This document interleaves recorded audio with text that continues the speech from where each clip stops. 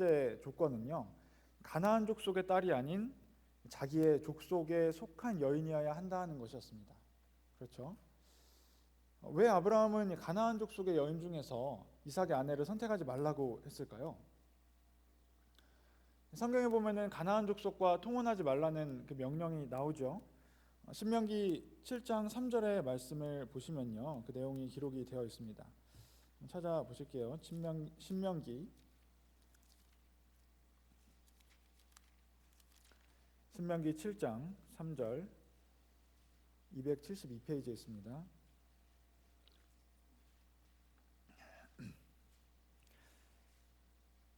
신명기 7장 3절 또 그들과 혼인하지 말지니 네 딸을 그 아들에게 주지 말 것이요 그 딸로 네 며느리를 삼지 말 것은.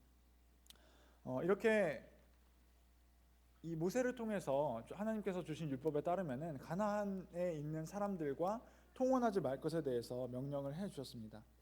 하지만 이 명령은요, 무려 이 아브라함 시대보다 400년 후에 하나님께서 모세를 통해서 주신 율법이죠. 그래서 아직까지는 이 하나님께서 아브라함에게 뭐 가나안 사람과 혼인하지 말라는 그런 명령을 율법을 통해서 이렇게 성문화해서 주시지는 않았습니다. 하지만 이 아브라함은요, 아직까지 이 모세로 받은 율법은 없지만은 이미 하나님에 대한 이 순수한 믿음을 지키기 위한 그런 생각을 가지고 있었습니다. 그래서 가나안 여인 중에서 아내를 택하지 말라라고 하는 그 명령을 하는 것을 볼 수 있죠. 그리고 또 아직 율법은 주어지지 않았지만요, 하나님께서는 아브라함에게 할례 언약을 주셨습니다. 창세기 17장에 보시면 그 내용이 나오죠. 창세기 17장에 보시면 하나님께서 아브라함과 언약을 세우시면서 너희 중 남자는 다 할례를 받으라. 이것이 나와 너희의 후손 사이에 지킬 내 언약이니라 라고 말씀을 하시면서 하나님의 백성이 할례를 행할 것에 대해서 이미 이렇게 이 명령을 내려주셨습니다. 그래서 아직까지는 가나안 사람들과의 통혼에 대한 명령이 이렇게 주어지진 않았지만요, 할례를 통해서 이미 하나님의 백성으로 구별되었다라는 그런 관념이 어느 정도 이제 있었다라는 것이죠.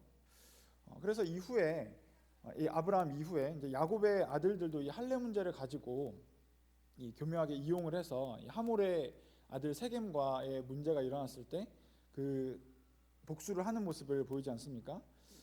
이 야곱의 아들들도요, 뭐라고 이야기를 하냐면은 할례 받지 않은 사람에게 우리 누이를 줄 수 없다라고 이야기를 하면서 그 디나가 결혼을 시키는 조건으로 모든 남자들이 할례를 받을 것을 이렇게 그 조건으로 내걸고, 그리고 할례를 받고 사람들이 아직 고통스러워할 때 그 기회를 삼아서 이렇게 공격을 하지 않습니까? 그래서 이 히브리인들의 그 관념 속에는 자신들은 할례를 받아서 하나님에게 속한 그런 백성이 되었다라는 그런 생각이 있었습니다. 그래서 아브라함의 생각 속에는 하나님의 백성도 아니고, 그리고 하나님을 믿는 신앙도 없는 그런 사람들과 만약에 이삭이 혼인을 하게 된다면은 이방인들이 가지고 있는 우상 숭배 신앙이라던가 그들의 타락한 문화가 자신들에게 이렇게 들어올 것이 너무나 분명했기 때문에 결혼을 할 때 이 조건을 먼저 거는 것을 볼 수 있습니다. 이렇게 아브라함은요, 이 혈통의 순수성을 지키기 위해서, 그리고 또 신앙의 순수성을 지키기 위해서 가나안 여인과 결혼을 하는 것을 금지시키는 모습을 볼 수 있습니다. 그래서 아브라함에게 있어서 이렇게 가나안 족속의 여인과 이삭을 결혼시키지 않는 문제는요, 굉장히 중요한 문제라는 것을 여기서 분명히 우리가 알 수 있죠. 그리고 이어서 늙은 종이 아브라함에게 묻습니다. 그러면은 우리 주인의 족속 가운데에서 여인을 데려오는데 만약에 그 여인이 아브라함에게 오지 않겠다라고 한다면은 이삭을 데리고 갈까요? 그러니까 지금 살고 있는 가나안 땅에서 이삭을 데리고 메소포타미아의 하란 지역으로 데리고 가서 결혼을 시킬까요? 라고 이렇게 물어봅니다. 그 내용이 창세기 24장 5절에 기록이 되어 있죠. 종이 가로되 여자가 나를 쫓아 이 땅으로 오고자 아니하거든 내가 주인의 아들을 주인의 나오신 땅으로 인도하여 돌아가리이까. 그런데 아브라함은요, 이 문제에 대해서도 첫 번째 문제와 마찬가지로 강경하게 안 된다라고 경계를 합니다. 6절에 보시면 아브라함이 그에게 이르되 삼가 내 아들을 그리로 데리고 돌아가지 말라. 그래서 이 가나안 여인과 결혼을 시키는 것도 안 될 말이지만은 자신의 족속과 결혼시키기 위해서 이삭을 다시 하란으로 데려가는 것도 안 된다라고 이게 말을 하고 있는 것이죠. 그리고 이 문제에 대해서도 아브라함은 굉장히 강경하게 이야기를 하는 것을 볼 수 있습니다. 삼가 돌아가지 말라라는 이 의미는요, 반드시 스스로 지키라라는 그런 강한 명령의 표현이에요. 그래서 좀 다른 표준 세번역의 성경을 보시면은 이 부분을 뭐라고 번역을 하고 있냐면 절대로 나의 아들을 그리로 데리고 가지 말아라라고 좀 이렇게 의미를 살려서 더 번역을 했습니다. 그리고 아브라함이 이 문제에 대해서 이렇게 강력하게 절대로 안 된다라고 명령을 한 데에는 분명한 이유가 있었습니다. 이어서 7절의 말씀을 보시면요, 창세기 24장 7절, 하늘의 하나님 여호와께서 나를 내 아버지의 집과 내 본토에서 떠나게 하시고 내게 말씀하시며 내게 맹세하여 이르시기를 이 땅을 네 씨에게 주리라 하셨으니 그가 그 사자를 내 앞서 보내실지라 네가 거기서 내 아들을 위하여 아내를 택할지니라. 아브라함이 이렇게 이 문제에 대해서, 이삭을 결혼시키는 문제에 대해서 강하게 했던 것은요, 하나님께서 주신 이 언약에 대한 확실한 믿음이 있었기 때문입니다. 그래서 하나님께서는 자신을 이 메소포타미아 지역에서 이끌어내셔서 떠나게 하시고 그리고 이 가나안 땅으로 인도해내셨고 이 가나안 땅을 분명히 나의 자손들에게 주실 거라고 이렇게 맹세를 해주셨다. 그러니까 반드시 하나님께서 이루실 것이다 라는 그런 믿음이 있었다는 것입니다. 그래서 하나님께서는 이 문제에 대해서 천사를 보내셔서 분명히 나에게 도와주실 것이다 라는 그런 믿음도 가지고 있었다는 것이죠. 그리고 이런 문제는요, 아브라함에게 있어서 절대로 포기할 수 없는 그런 것이었습니다. 아브라함은 만약에 여자가 이 종을 따라서 이 하란에서 떠나서 이 가나안 땅으로 내려오지 않는다라고 한다면은 차라리 그 여자를 포기해라, 이 결혼을 성사시키지 않아도 좋다라고 이야기를 하면서 절대로 이삭을 다시 메소포타미아 땅으로 데려가면 안 된다라고 이야기를 하고 있습니다. 8절의 말씀을 보시면요, 만일 여자가 너를 쫓아오고자 아니하면 나의 맹세가 너와 상관이 없나니 오직 내 아들을 데리고 그리로 가지 말지니라. 그러니까 이 문제를 네가 성공시키지 못하더라도 상관이 없다, 이 결혼이 성공적으로 이루어지지 않더라도 상관없으니까 다만 내 아들을 데리고 가나안 땅을 떠나서 가지 말아라 라고 이야기를 하고 있다는 것이죠. 그런데 이 아브라함의 우리가 태도를 살펴보면요, 이 현실적인 상황을 놓고 봤을 때 아브라함이 이삭의 결혼을 준비시키면서 이렇게 이런 조건 저런 조건 이렇게 내밀면서 막 이렇게 따지고 있을 그런 상황이 아니었어요. 아브라함의 이 현실을 이렇게 살펴보면요, 왜냐하면은 아브라함은 지금 당장 이 아들 이삭을 빨리 결혼시켜야 되는 그런 상황이었습니다. 먼저 나이를 생각을 해보면요, 이미 이삭은 나이가 어느 정도 되었을까요? 아브라함이 140세가 되었다고 했으니까 이삭은 40살이 되었겠죠. 100세에 낳은 아들이니까. 그래서 이 이삭은요, 40세가 될 때까지 아직 결혼을 하지 않은 그런 노총각 축에 속했습니다. 지금도 40세가 될 때까지 이제 결혼을 안 하면은 좀 이렇게 결혼이 늦은 축에 속하죠. 그런데 당시에도 마찬가지였습니다. 당시 상황을 살펴보면요, 오히려 지금보다 더 일찍 결혼을 하는 그런 모습을 볼 수 있어요. 이 아브라함의 할아버지인 나홀이 아브라함의 아버지인 데라를 몇 살에 낳았냐면은 29살에 낳았거든요. 그리고 이 족보를 쭉 살펴보면요, 보통 당시의 사람들이 30살 어간에서 결혼을 해서 이제 아이를 낳은 것을 볼 수 있습니다. 그래서 이삭이 아직 40세가 되었고 그리고 60세가 되었을 때 에서와 이 야곱을 낳은 것을 보면요, 이삭의 지금 결혼 시기가 절대 빠른 것은 아니다, 지금 결혼 정년기를 조금 지난 그런 시기다라는 것을 생각을 해볼 수 있습니다. 지금도 이 결혼 정년기가 찬 자녀를 가지고 있는 부모님들은 빨리 그 자녀를 결혼시키는 것이 부모님들의 마음속에 가지고 있는 숙제 아닙니까? 아마 그래서 아브라함도요, 나이가 많아서 결혼을 시켜야 되는 이 이삭이 빨리 결혼을 시켜야 된다는 그런 부담감을 가지고 있었을 거예요. 또 뿐만 아니라 아브라함도 이제 적은 나이가 아니죠. 벌써 나이가 140이나 되었기 때문에 빨리 아들을 장가를 보내서 그 후손을 하나님께서 약속하신 그 별과 같이 많은 후손을 보고 싶은 그런 마음도 있지 않았겠습니까? 그래서 이 아브라함이요, 이 시기를 생각을 해보면은 이런저런 조건 따지지 않고 빨리 이삭을 어떻게든 결혼을 시키고 싶은 그런 마음이 자연스러울 것이라는 겁니다. 그리고 또 하나의 문제가 있었는데 그것은 뭐냐면은 이 거리가 너무 멀다라는 것이었어요. 아브라함은요 지금 이삭의 아내를 구하려고 또 가나안 땅의 여인은 안 되니까 자신의 족속이 살고 있는 이 하란 땅으로 이렇게 보낸단 말이죠. 24장 10절의 말씀을 보시면요, 이에 종이 그 주인의 약대 중 10피를 취하고 떠났는데 곧 그 주인의 모든 좋은 것을 가지고 떠나 메소포타미아로 가서 나홀의 성에 이르러라고 기록을 하고 있죠. 그래서 이 늙은 종이 간 곳은요 메소포타미아의 하란 땅으로 간 것입니다. 그런데 지금 이삭이 살고 있는 곳은 어디냐면요, 뒤에 보면 62절에 나와 있는데요, 62절의 말씀을 보시면요, 때 이삭이 부엘라헤로에서 왔으니 그가 남방에 거였음이니라.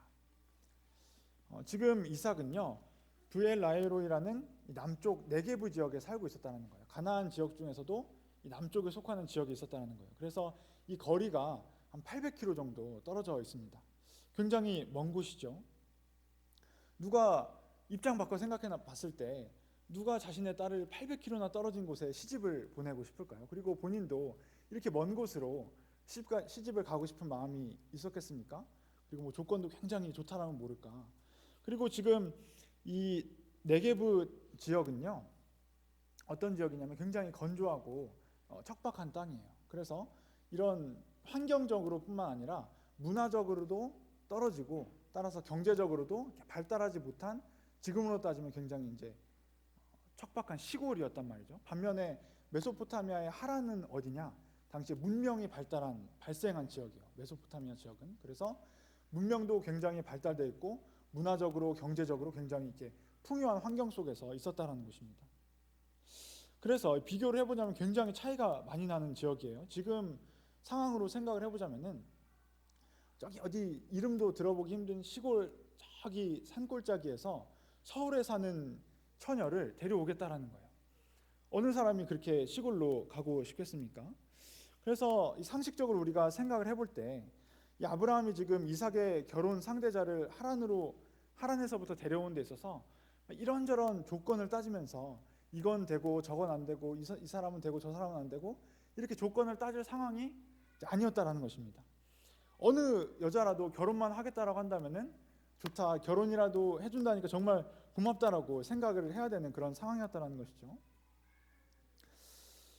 그리고 우리가 이제 좀 이렇게 이성적으로 생각을 해보자면은 급한 상황에 있는 사람은 아브라함이었다는 거예요. 마음이 급한 쪽은 아브라함 쪽이었다는 것이죠. 만약에 아브라함이 아들 이삭의 아내를 구하지 못해서 결혼을 하지 못하게 된다면 자녀를 못 가지게 되겠죠. 그리고 자녀를 낳지 못한다라고 한다면 하나님께서 주신 이 가나안 땅도 얻지 못하게 되는 것이겠죠. 그래서 만약에 우리가 이 아브라함과 같은 상황이었다라고 한다면 어떻게 했을까 한번 생각을 해봤어요. 물론 하나님의 약속도 있지만은 일단 아들 결혼부터 시켜야지 뭐가 일이 진행되는 거 아니겠습니까? 아들이 결혼을 해서 아이를 낳아야지 뭐 자녀가 생길 것이고 자손들이 생겨야지 그 땅을 얻을 사람도 생기는 거 아닐까요? 그래서 아마 저라면 이렇게 생각했을 것 같아요. 이것도 아마 하나님의 뜻일 것이다. 그러니까 조금 우리가 이제 융통성을 발휘를 하자 하면서 그냥 가나안 사람에 있는 사람이라도 조금 착하고 성격 좋고 참한 사람이라면은 일단 우리가 결혼시켜서 하나님의 백성으로 만들면 안 되겠냐? 혹은 그러면은 너무나 하란에서 이 가나안은 머니까 일단 이삭을 이제 결혼시키기 위해서 이제 위로 보내는 거야. 그래서 하란으로 보낸 다음에 나중에 다시 가나안으로 돌아오면 되지 않겠느냐? 우리가 이런 식으로 이제 이렇게 타협을 할 수가 있다라는 것이죠. 이런 유혹이 충분히 있을 수가 있습니다. 하지만 아브라함은요, 이런 상황들 가운데에서 이렇게 조금 융통성을 발휘한다거나 그 상황이 잘 돌아가지 않고 나에게 불리한 조건이 있다라는 것에 조마조마해서 불안해하는 모습을 보이지 않았습니다. 왜냐하면 자기가 절대로 신뢰하는 하나님은 전능하신 하나님이고 그리고 그분에 대한 믿음이 있었기 때문이죠. 그래서 이 아브라함에게는요 절대로 자기가 포기할 수 없는 그런 신앙적인 가치가 있었던 것입니다. 절대로 이 하나님께서 주신 땅을 떠날 수 없다. 그리고 하나님의 이 백성이 아닌 사람들 가운데서는 택할 수 없다라는 그런 포기할 수 없는 가치가 있었다라는 거예요. 오늘 말씀 가운데서 이 아브라함은요, 이 아브라함의 믿음은 이삭을 결혼시키는 문제에 있어서 나타나죠. 하지만 이 원리는 결혼의 문제에만 해당되는 것은 아닙니다. 우리는 어떤 신앙적인 가치가 있고 또한 현실을 살아나가면서 현실의 문제와 충돌을 하는 그런 상황이 생기게 됩니다. 우리가 가지고 있는 신앙적인 가치 그리고 그것을 지키면서 살아가기 위해 부딪히게 되는 현실적인 문제들, 이런 현실의 벽 앞에서 우리는 쉽게 우왕좌왕하고 또 갈등하고 당황하고 어찌할 바를 모르는 모습을 이렇게 보이곤 합니다. 저는 이런 신앙을 이제 어떻게 신앙이라고 부르고 싶습니다. 어떻게 하라는 마음이 든다라는 것이죠. 여자가 가나안으로 오지 않는다라고 하면 어떡할까? 또 내 이삭이 결혼을 못하면 어떡해? 그래서 자손들을 낳지 못하면 어떡하지? 이런 하나님에 대한 믿음과 신앙적 가치를 지키는 그런 것보다 현실적인 문제를 해결하지 못할까 봐 어떡하지 이렇게 조마조마해야 하는 그런 신앙이라는 것이죠. 우리가 신앙생활을 하다 보면요 절대로 포기할 수 없는 그런 가치들이 많이 있습니다. 물론 믿음의 결혼도 그 중에 한 가지겠죠. 하지만 그것뿐만이 아닙니다. 우리가 안식일을 지키는 문제라든가 혹은 우리가 하나님께 귀중한 물질을 바치는 문제라든가 혹은 내 삶을 하나님을 위해서 헌신하는 문제라든가 너무나 많은 문제들 앞에서 우리는 이 현실의 벽 앞에 부딪히게 됩니다. 그러면서 우리는 이 현실의 높은 벽 앞에서 불안해하고 이 하나님의 가치를 내려놓아야 하나 이런 갈등을 하게 된다는 것이죠. 예를 들어서 우리는 이 안식일을 삼가 지켜야 된다는 것을 너무나 잘 알고 있습니다. 우리에겐 너무나 소중한 가치죠. 하지만 현실적인 문제가 이렇게 항상 닥칩니다. 특히 학생들의 경우를 보면요, 이제 안식일에 중요한 수업이 생겼어요. 학원에서 특강을 해준다고 합니다. 그것도 토요일에. 그러면 우리는 어떻게 해야 될까? 현실의 벽 앞에서 이 어떻게 하는 생각이 든다라는 것이죠. 내가 만약에 학원에 가기 위해서 학원을 안식일을 지키기 위해서 학원 수업을 빠져야 된다면은 그래서 내가 그 수업을 듣지 못하면 어떡하지? 그래서 성적이 떨어지면 어떡하지? 그래서 내 내신 성적이 떨어지면 어떡하지? 그래서 내가 좋은 대학에 가지 못하면 어떡하지? 그래서 내가 좋은 직장을 얻지 못하면 어떡하지? 내 인생을 어떻게 하지라는 그런 어떻게 문제가 나에게 계속해서 닥친다는 것입니다. 우리가 이렇게 어떻게라는 신앙을 가져서 될까요? 우리가 선택의 이런 갈등 앞에서, 선택의 문제 앞에서 우리는 이 아브라함과 같이 담대하게 이야기를 해야 합니다. 7절에서 아브라함이 고백한 것과 같이 하나님께서 나에게 안식일을 지키라고 하셨으니까 그 길 앞에 하나님께서 천사를 보내실 것이다. 그래서 내 신앙을 지키고 나가는 그 길에 하나님께서 인도하시고 나를 도와주실 것이다 라는 그런 고백을 우리가 해야 된다는 것입니다. 우리에게 이러한 고백이 나타나야 되지 않겠습니까? 그리고 우리가 많은 문제들 앞에서 어떻게라고 생각하지만요, 그렇게 염려하는 문제들은 사실 우리의 걱정일 뿐이죠. 그리고 설사 우리가 믿음을 지키다가 우리가 소중하게 생각하고 있는 신앙적인 가치를 지키다가 우리가 원하지 않는 결과를 당한다고 하더라도, 그렇다고 하더라도 우리가 우리의 신앙을 포기할 수가 있습니까? 우리의 소중한 신앙적인 가치들을 내려놓을 수가 있습니까? 그럴 수가 없다라는 것이죠. 이 문제 앞에서 아브라함은 늙은 종에게 이렇게 대답을 했습니다. 8절 말씀 보시겠습니다. 창세기 24장 8절. 만일 여자가 너를 쫓아오고자 아니하면 나의 맹세가 너와 상관이 없나니 오직 내 아들을 데리고 그리로 가지 말지니라. 이렇게 아브라함은요, 이 문제에 대해서 현실적으로 타협을 하는 것보다 하나님이 주신 그 약속에 대한 믿음, 그리고 그 가치를 지키려는 그런 마음에서 이렇게 담대하게 이야기를 하고, 그리고 엄숙하게 환도뼈 밑에 손을 넣고 맹세를 하라라고 이렇게 종에게 이야기를 합니다. 그리고 종은 이 말을 따라서 맹세를 하게 되죠. 이 아브라함의 말 가운데서는요, 우리가 어떠한 불안감이라든가 하나님에 대한 이런 불신, 의심을 찾아볼 수가 없습니다. 하나님께서는 반드시 내 자손을 통해서 이 가나안 땅의 큰 민족을 이루게 해주실 것이다. 하나님께서는 반드시 그 언약을 지키실 것이다. 만약 이 결혼이 지금 실패로 돌아간다고 하더라도, 지금 나의 계획이 나의 뜻대로 이루어지지 않는다고 하더라도 하나님께서는 이후에 반드시 하나님의 뜻을 이루어 주실 것이다 라는 그런 믿음이 아브라함에게 있었다는 것입니다. 어떻게 아브라함이 이런 믿음을 가질 수가 있었을까요? 처음부터 아브라함이 이런 믿음을 가지고 아마 살지는 못했을 것입니다. 하지만 계속 하나님에 대한 믿음을 가지고 살아오면서 때로는 위기의 순간도 있었고 때로는 믿음이 약해지는 순간도 있었지만은 이런 경험이 쌓이지 않았겠습니까? 100세의 나이에 하나님께서 약속하신 이삭이라는 아들을 얻는 경험을 통해서, 또 그렇게 귀하게 얻은 독자 이삭을 바치려고 했던 그런 경험을 통해서 이삭은 하나님께 대한 그런 믿음을 이렇게 날로 키워서 굳게 할 수가 있었습니다. 이런 경험을 통해서 하나님께서는 어떤 하나님이신가를 깨달을 수가 있었다는 것이죠.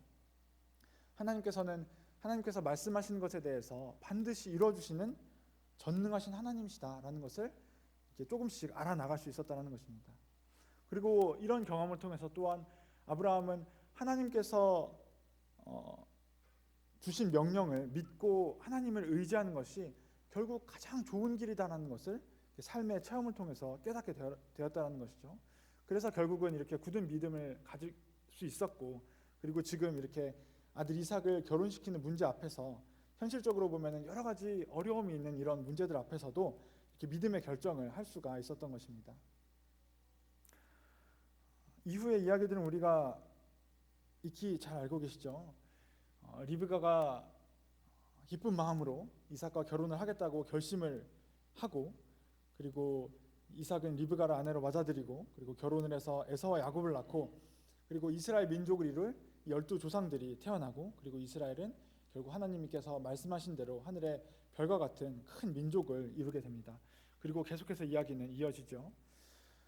이렇게 하나님의 계획과 하나님의 섭리가 이루어질 수 있었던 것에는요, 여러 가지 원인이 있었습니다. 늙은 종의 충성도 있었죠. 그리고 리브가의 결단도 필요했습니다. 하지만 무엇보다도요, 절대 이 신앙적인 가치에 대해서 타협하지 않는 아브라함의 믿음이 바탕에 있었습니다. 그리고 이 아브라함의 믿음은 어디에서 빛이 날 수 있었느냐? 바로 하나님의 언약의 뿌리를 받고 있었기 때문에 바로 이 아브라함의 믿음이 빛을 발할 수 있었다는 것이죠. 이렇게 하나님의 말씀에는 절대 흔들림이 없습니다. 하나님께서는요, 말씀하신 것은 어떤 일이 있었더라도 이루어 주시는 그런 하나님이시죠. 1.1핵이라도 떨어지는 것이 없다라고 말씀을 하고 있습니다. 그리고 우리의 믿음은 어디에 뿌리를 두고 있느냐? 이런 하나님의 말씀에 뿌리를 두고 있습니다. 그래서 우리는요, 우리의 믿음이 어떻게 신앙이 되지 않았으면 좋겠습니다. 현실의 문제 앞에서 하나님께서 이루어주시지 않으면 어떡하지? 하나님의 말씀이 나에게 이루어지지 않으면 어떡하지? 하나님의 능력이 나타나지 않으면 어떡하지? 이렇게 순간순간 갈등하고 흔들리는 그런 믿음이 되지 않기를 바랍니다. 우리의 믿음은요, 어떤 상황 앞에서도 환경에 흔들리지 않고 물러서지 않는 그런 믿음이 되어야 될 줄로 생각을 합니다. 하나님에 대한 절대적인 믿음을 우리가 가질 수 있으면 좋겠습니다. 그래서 우리가 이 세상의 가치에 흔들리는 것이 아니라 오히려 우리가 이 세상에 살면서 우리의 신앙의 가치를 붙들고 담대하게 살아나갈 수 있으면 좋겠습니다. 이런 삶 속에서 하나님께서는 이런 믿음을 지키고 사는 사람들에게 범사의 복을 베풀어 주시더라라는 그런 아브라함과 같은 축복을 내려 주시리라 생각합니다. 이런 복을 받으면서 신앙생활 할 수 있는 저와 모든 성도님들 되시기를 예수 그리스도의 이름으로 축원합니다.